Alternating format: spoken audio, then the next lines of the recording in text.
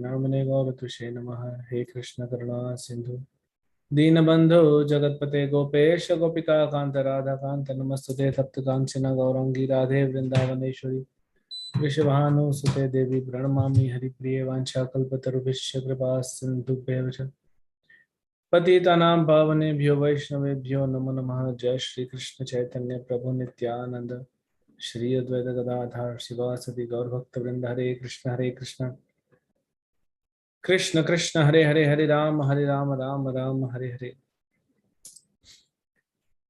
Hare Krishna. So in the last session, we saw, in the last two sessions, let us summarize that how Ajamil, who was such a pure Brahmin, somehow got contaminated due to this desire, and how he became so sinful. He married a prostitute, had 10 children. The 10th one, fortunately for him, was named as Narayan. So he used to every time call his son Narayan. While eating, while going out, for everything he used to call Narayan, because younger children, the youngest one seeks more attention from parents, and parents also give more attention to them. And then when the time of his death came, three Yamudutas came to pick him up, take him to hell. But because he called out for Narayan, 4-lettered word, Narayana. So 4 Vishnu Dutas immediately came and saved him. In the next session, second session, we saw a lot of discussion between Vishnu Dutas and Yamadutas, where Vishnu Dutas, thoroughly defeated Yamadutas. And talking about the glories of holy name, the glories of dharma, what is dharma? Now what happened? Now imagine if you are in the place of Yamadutas. I'm not saying you to become Yamadutas, but Yamaraj is like the god of death. Everyone in this universe is fearful of Yamaraj. So his men are going out and someone stops them. It's a big deal. It's not ordinary. Nobody has done this before. So then these Yamadutas, they're completely disturbed and humiliated, insulted. And obviously they are agitated. They rush toward their master. And they're angry. So their anger is also justified because they were stopped. If you're working as an agent for a company, the company is a big brand, and then you are humiliated. So obviously you'll go to your boss. So they came and they said, who are these 4 people? The beautiful 4 personalities came, and we were about to take the soul of Ajamil, and they said, do not fear, we will protect you. They're so beautiful. And then they taught us lesson of dharma. You are Dharmaraj, my lord. Yamadutas are telling Yamaraj, you are Dharmaraj, and these fellows are teaching us dharma, and they are saying that what we are telling is wrong. So you tell me, is there anyone apart from you who is the Supreme Lord? So they were thinking that Yamaraj is the Supreme Lord. Now, if there are many Dhongi gurus, you go to them and you say, oh, you are Parama Guru, you are a Vishwa Guru, you are Mandaleshwar, you are Mahamandaleshwar. And they'll say, yes, you have understood. My dear child, you have been enlightened because you have understood who am I, the Parama Guru. And some will not be satisfied. So they will say, you are Parama Bhagavan. You are the intelligent one.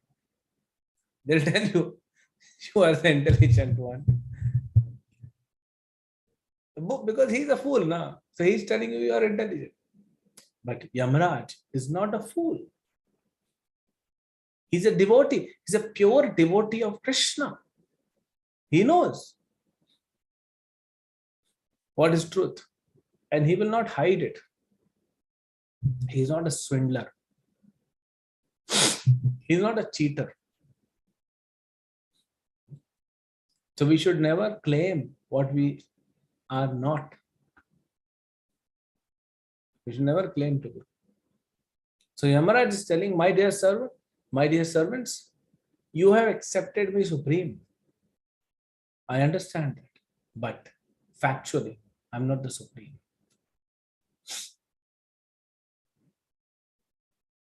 There are so many different demigods. There's this huge universe.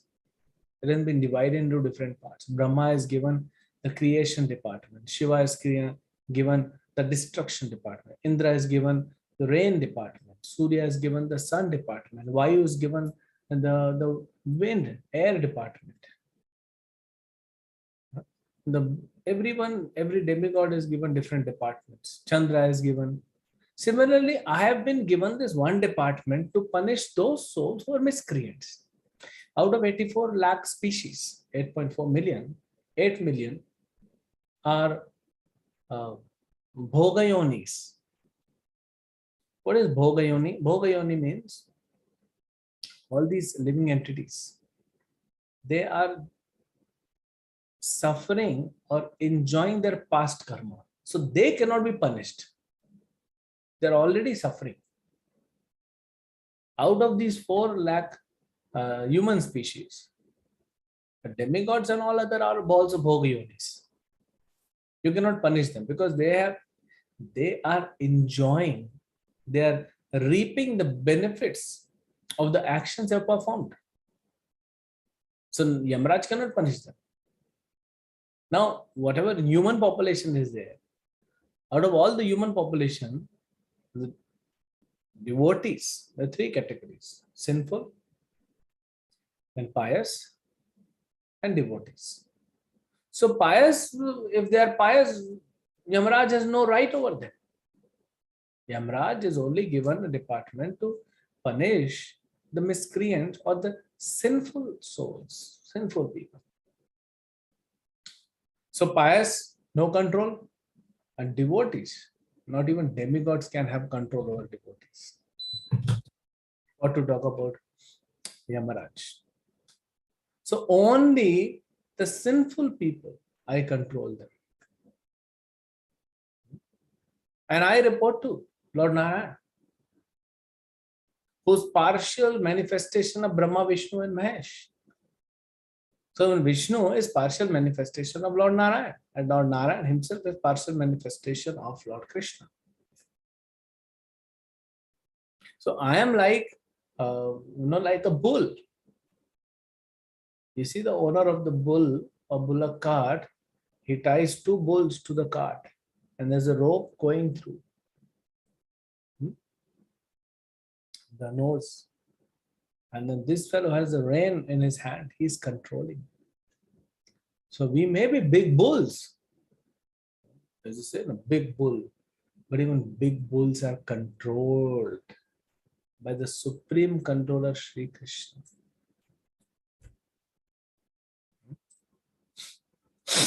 So all the demigods, Indra and Niritri, Varuna, Chandra, and Agni, Vayu, Shiva, so many,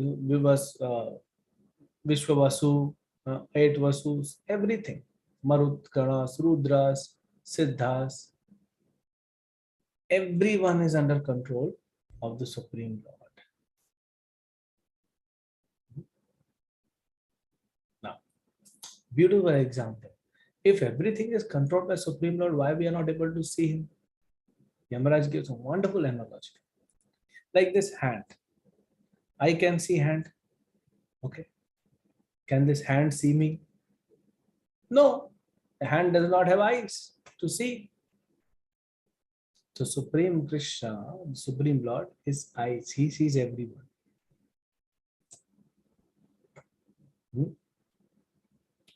Only when we become completely pure, we can see him.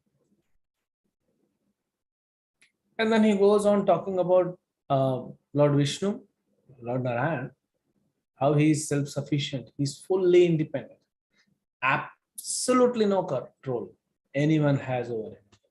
Matta parataram na anyat किंचित अस्ति धनंजय. हे धनंजय, हे Arjun, matta parataram na anyat. Nobody is beyond me. Nobody is above me. Matta parataram. Nobody is above me. I'm completely independent, supremely independent. I mean, this word has been um, uh, emphasized again and again. This quality of Krishna is supremely independent. Swarat. If we talk about how Krishna is supremely independent, then some people become envious, who are not devotees. They become envious of Krishna because they don't have independence. So for him, there is absolutely no rules and regulations. It's a very deep subject matter to understand. We all have, even Brahma, even Shiva, they are having some certain guidelines and they follow it. But Lord Narayan, Lord Krishna, no.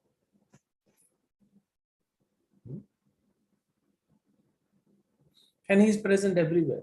You see this cloth, the cloth I am wearing, the cloth you are wearing. What is this cloth basically? These are the horizontal threads and vertical threads. Ota prota they say in Sanskrit. The horizontal threads and the vertical threads. There's nothing. If you pull out all the horizontal threads and vertical threads, there's no cloth. So Krishna is present in this entire creation like this. Imagine this is one universe. The universe which we are living is the tiniest of the lot, the smallest universe. Unlimited universes, unlimited Brahmas and Shivas and Yamaraj, Rudras, but only one Krishna. And these unlimited universes in the material world, it's only 25% of the creation. Ekapada Mula. 25%, 1/4. And 3/4 is spiritual world. So all the spiritual world, all the unlimited planets in the spiritual world, which is known as Vaikuntha, and all the planets in the material world,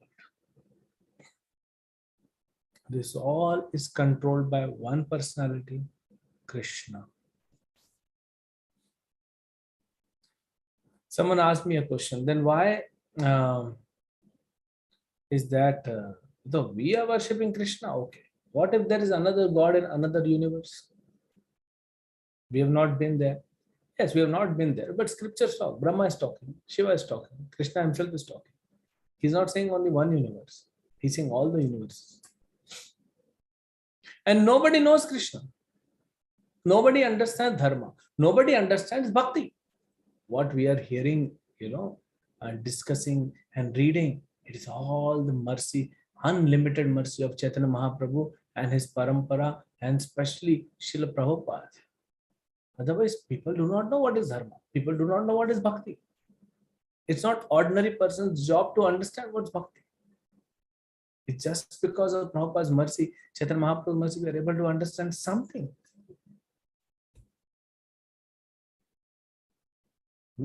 Then who knows about bhakti? So Yamaraj is telling Yamdutas, Swayambhu Narada Shambhu Kumara Kapila Manhu Prahlado Janako Bhishmo Balir Vaya Sakir Vayam Dwadashayate Vijitimo Vijanimo Dharmam Bhagavatam Bhata Guhyam Vishuddham Durbuddham Yam Gyanva Gyatvam Ritam Ashnute. Only these 12 personalities, Dwadashe, only these 12 personalities know about Dharma and Bhakti. Who are these 12 personalities? Brahma. Swayambhu is Brahma. Narada Muni. Shambhu, Lord Shiva. Kumaro, the four Kumaras. Kapila, Lord Kapila, who's incarnation of Krishna. Manu, here they're talking about Swayambhu Manu. Prahalado Janako Bhishmo. Prahalado means Prahlad Maharaj. Janak Maharaj, the father-in-law of Lord Ram.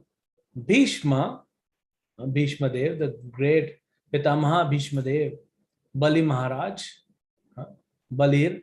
Vyasakir, Shukadev Goswami, and Vayam, and me.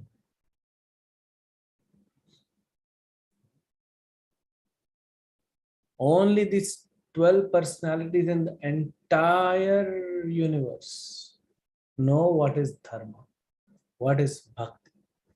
And these 12 personalities are known as Mahajano, Mahajans. And that is why Mahabharata says, Mahajano ena gata sapantaha. It's very difficult that we foolish creatures in this universe can understand what is dharma, what is bhakti by our own intelligence, which is contaminated. So then what do we do? Mahajano yena gata sapantaha. We just follow Mahajanas and their path. Prabhupada is one such Mahajan who knows the path of dharma and he's guiding all of us. If you just read the books of Srila Prabhupada, actually they're not books of Srila Prabhupada. Prabhupada never claimed that they're my books. I mean, nobody can claim Bhagavatam. It's Krishna. Nobody can claim Bhagavad Gita. It's Krishna. But Prabhupada, what he did, all the acharyas, our parampara acharyas, our Mahajanas, they have given the commentaries. So he took a sense of everything and presented in a super simpler way so that we can understand. Not only understand, we can apply. That credit goes to Srila Prabhupada.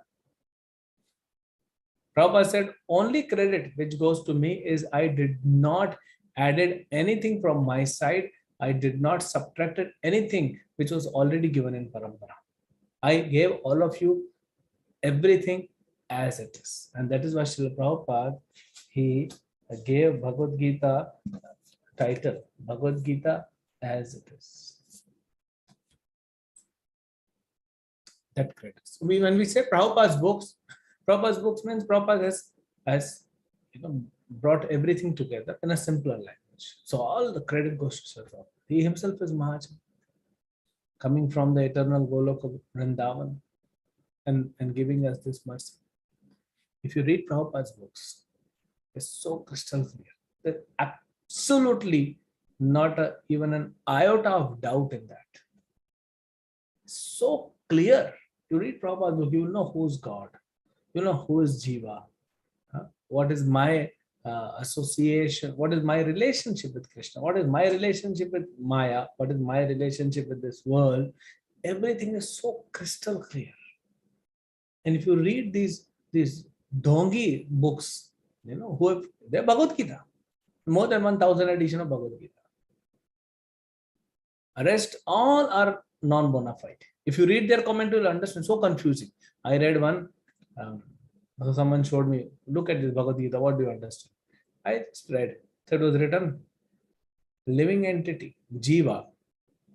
He asked,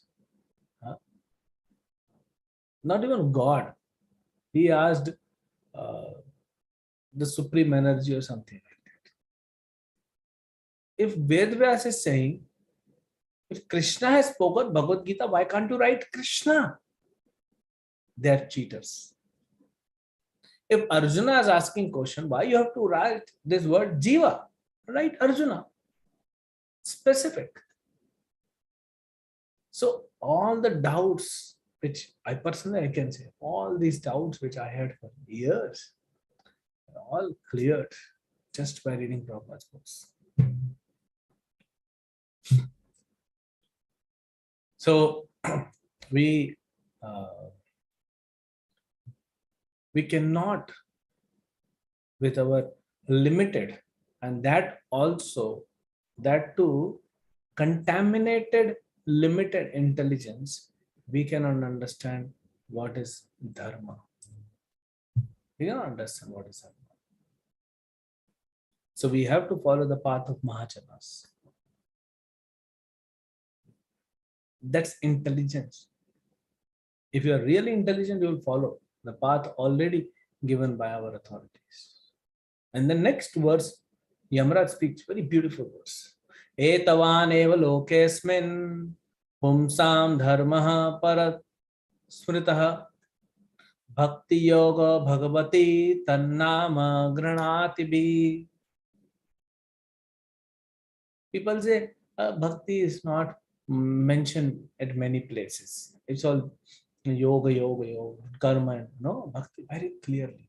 Bhagavatam very clearly talks about bhakti. Here, Yamraj is telling, Etaman eva lokesmin pumsaha dharma parasmritaha. What is the transcendental paraha? The dharma means the principle, the religious principle, dharma. Paraha dharma. What is that paraha dharma?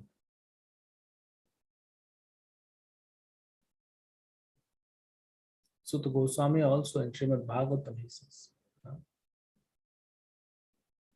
Adhokshaja bhakti. He says, what is paradharma?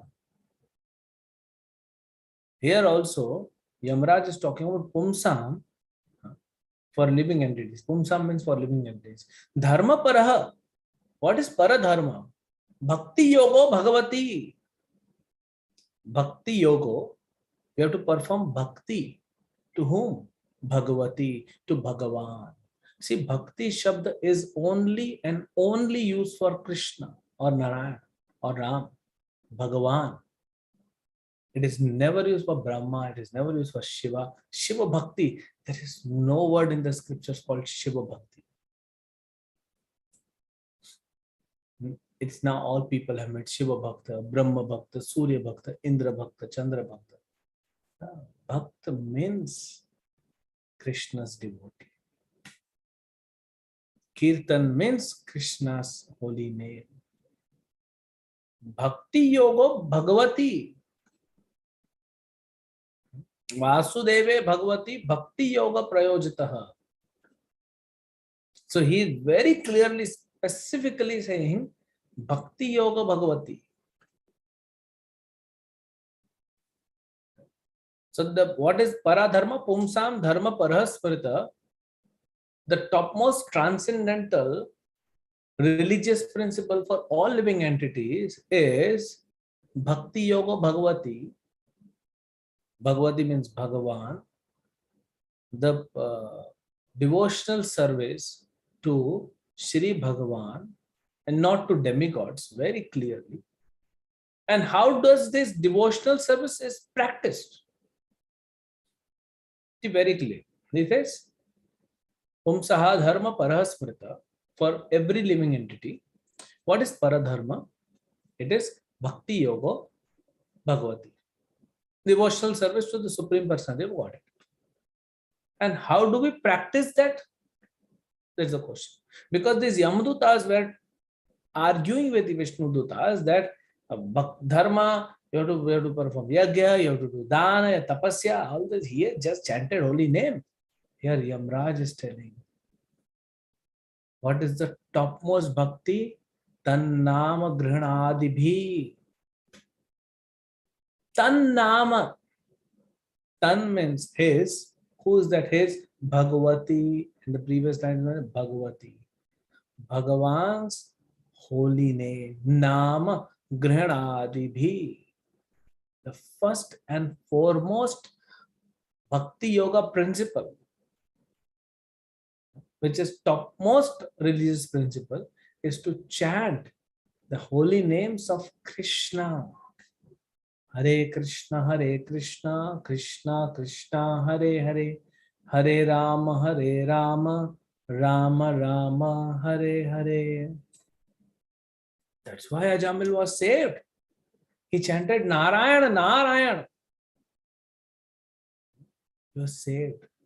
So if we want to be saved, we should chant the holy name of Krishna. And for this Kalyuga, Krishna himself appeared as Sri Chaitanya Mahaprabhu, Sri Krishna Chaitanya, Radha Krishna nahi anya.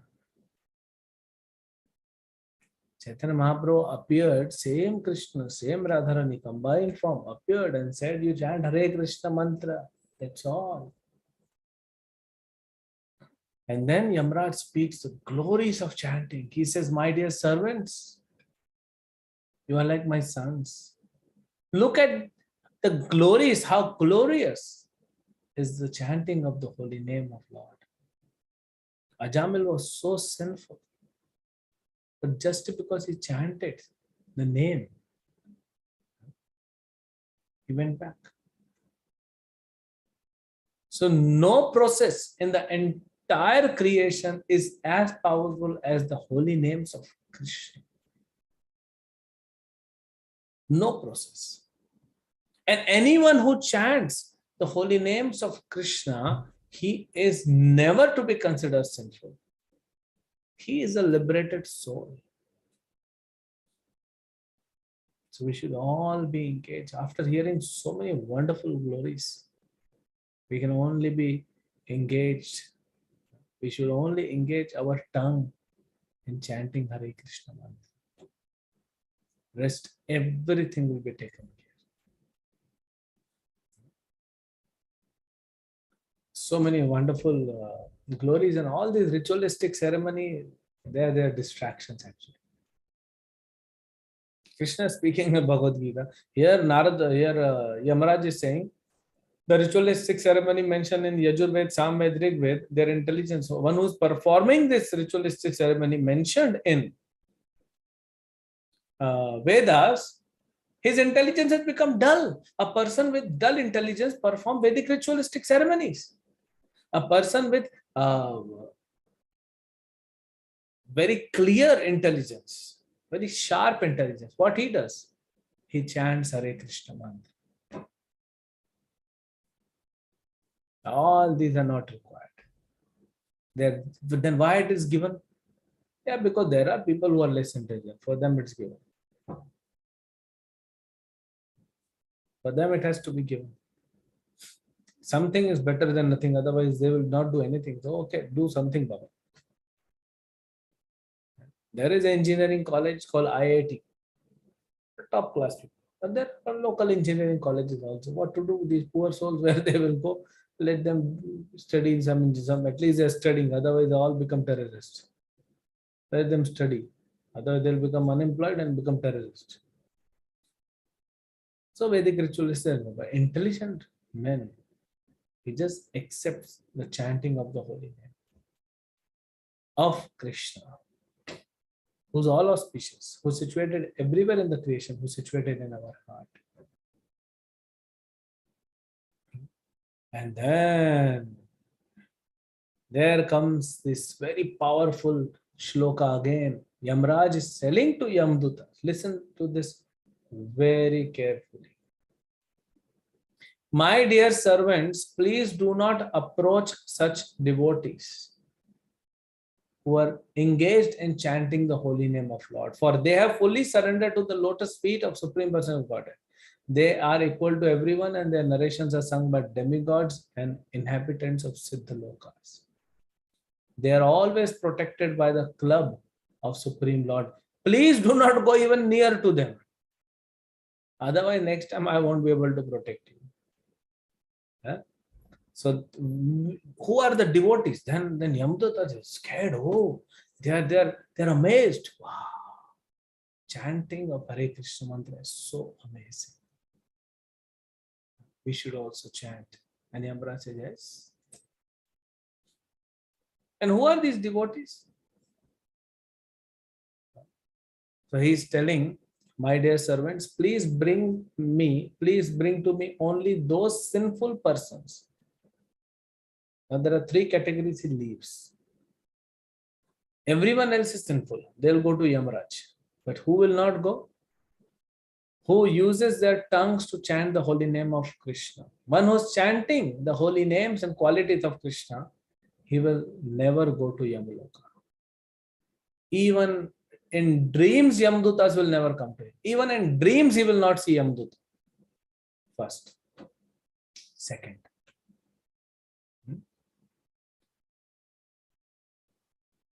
Second category is one who remembers Krishna's lotus feet even once and bow down their head. They do pranam to Krishna. These three categories do not play. Those who are not performing their duties toward Lord Vishnu or Lord Krishna, bring them. Those who are performing, who are engaged in devotional service, do not bring. So there's an incident in Puranas. So there was a Muslim fellow. I don't think Muslim is just 2000. Previous also so many Kalyugas came now.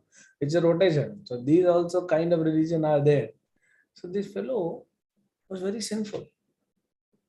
He was going in a bullock cart and he met an accident.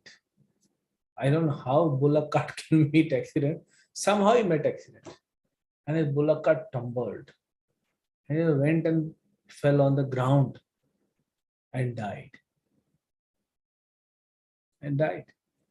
Immediately Yamdutas came to take him to the hell.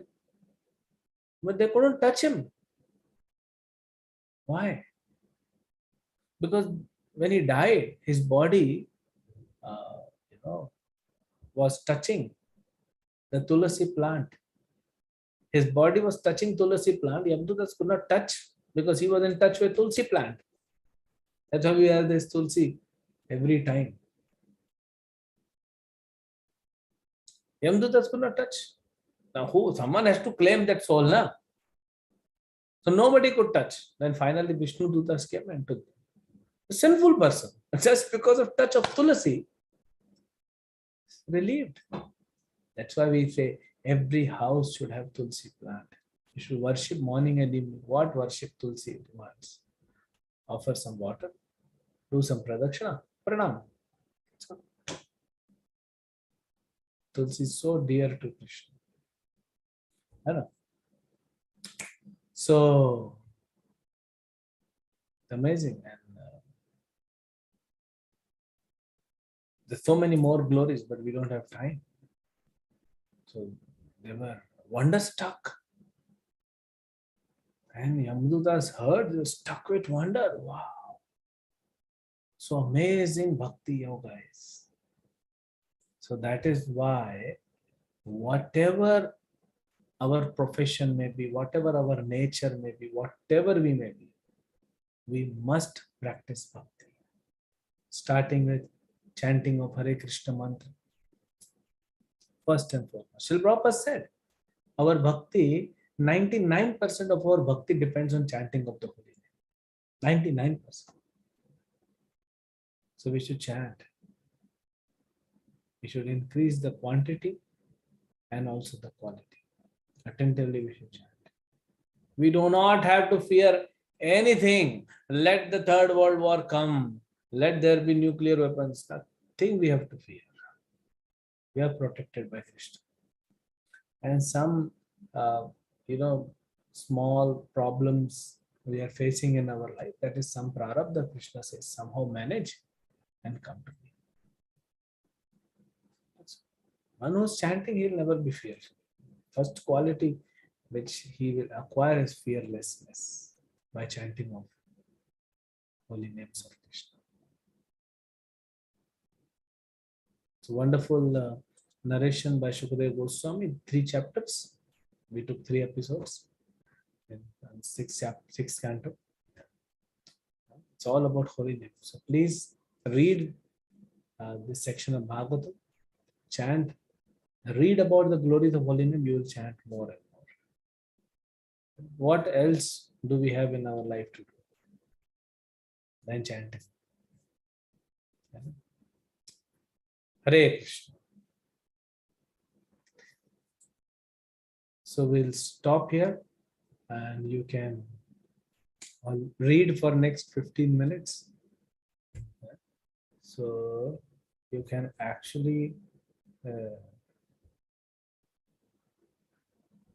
read from text number 20 to 20, 6, 3, 20 onwards. Hare Krishna, Srila Prabhupada ki jai, Harinam Sankirtan ki jai. Thank you very much, Proji, for such a wonderful session. Okay, so we will start reading.